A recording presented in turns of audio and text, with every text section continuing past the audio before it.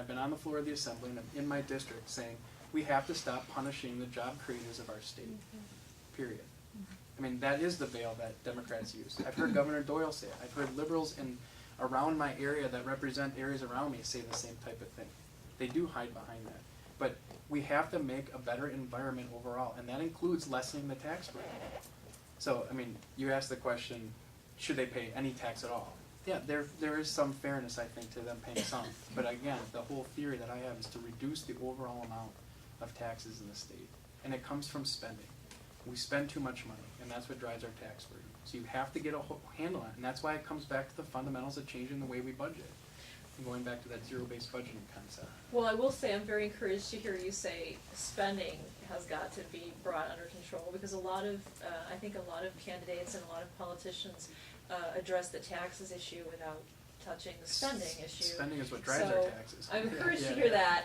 yeah. I'm curious to know if you would be, there's a lot of talk within the grassroots, I can tell you, about the ideas of fair tax and flat tax, and how we could, if we just had one tax that we needed to pay and it was across the board, it would be a lot better for everybody.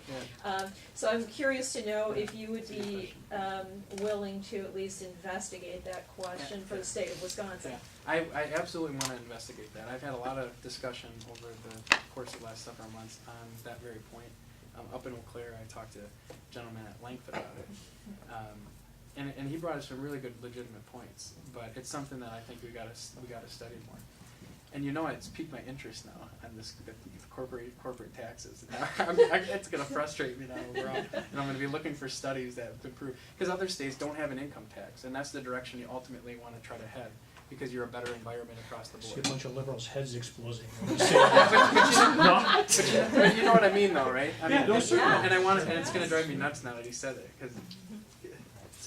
but it's something I want to study. I mean, I try to be very thoughtful about the approach that I take to these public policy issues. Sometimes there's no good answers, but when you study it enough and you have conversations like this, then you ultimately, and you sleep on it a while, you start to understand the direction, and the path kind of presents itself. And I think we have a great opportunity in the next legislative cycle, and I think it's going to take partnership by folk groups like yours and elected officials to really understand the direction we want to head. And I mean, it's going to take a lot of study and thoughtfulness about it to make sure we can improve things. So, and I'm willing to be taught. I never say there's no such thing as a bad idea. I mean, there's really liberal ideas that are out there that can stay on the fringe, but you got to entertain every idea, because that way you understand the perspective across the board. And that's why I'm willing to work with anybody across the board. And then you just start eliminating stuff, and then you start to clearly understand the path where you're going. Have you been invited to a liberal group to talk? No, I have not. Well, no, I take that back. I have. The teachers union. They invited me. I mean, every legislative cycle, they send out their legislative survey, and I just got it, and I just sent it back politely saying thank you, but I am busy those days. Whatever day it is. No, and because I typically will go to every single one of those, and what I do is I talk with teachers locally and individually. Do you find that the teachers that are in the union typically want to be in the union? No, not most of them don't. Most of them don't. I get along in my district. I get along with a lot of the teachers, and if I get them one-on-one, or even as a couple of groups, and I'll go to their meetings. Don't get me wrong. I don't shy away. I mean, I'm more than happy to go. But when you're running statewide, there's only so many hours in a day, and there's certain things, and you have to pick your battles somewhat. And if anybody has a question on where I stand, all they have to do is look at my record and what I've done, what I've introduced, and what the teachers union has tried to do to me over the course of the past several years. But like I said, I always listened to them. I mean, they were allowed. They sat in my office. They talked about how their number one priority was repealing the QEO and making arbitration changes. They sat in my office. They told me that. Respectful conversation. Then I went out and I introduced the legislation to put those things back on and went in the budget and tried to do it. And so, I mean, we just kind of understand where everybody's at, and I just completely disagree with them on all that. Back to the taxes, I think I kind of know your position on it already, but can you touch on combined reporting? Yeah. I agree with what Scott Walker's been talking about. across the state. And it was, the combined reporting tax was put on in the budget repair bill. And it cost Harley Davidson a lot of money. And it's gonna cost, it's cost other companies money as well. And that's the first tax I think one of the first taxes we should think about repealing, across the board. So. And what would it take to repeal that? I would have to look back. If, for some reason, 400 some millions sticks out in my head, but that might be because of an education policy paper I was just reading.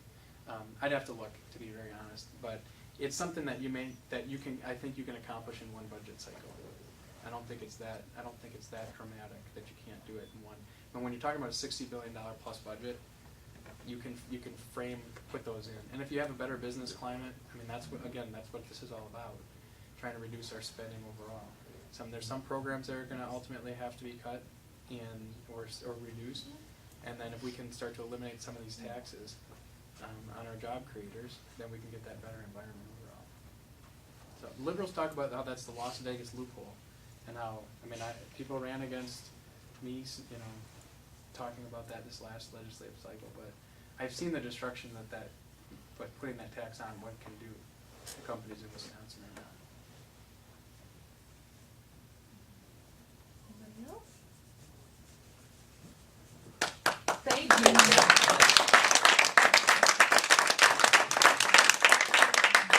I just want to say thank you guys. In all honesty. Wish we could have come up with some better questions for you. You guys are a very thoughtful group, and I appreciate it. And it's important for candidates to come out and answer these questions. And if you guys have other questions that you'll think about, usually when I'm on my drive home, so I'm going to kick myself about 100 times. I wish I had answered this way.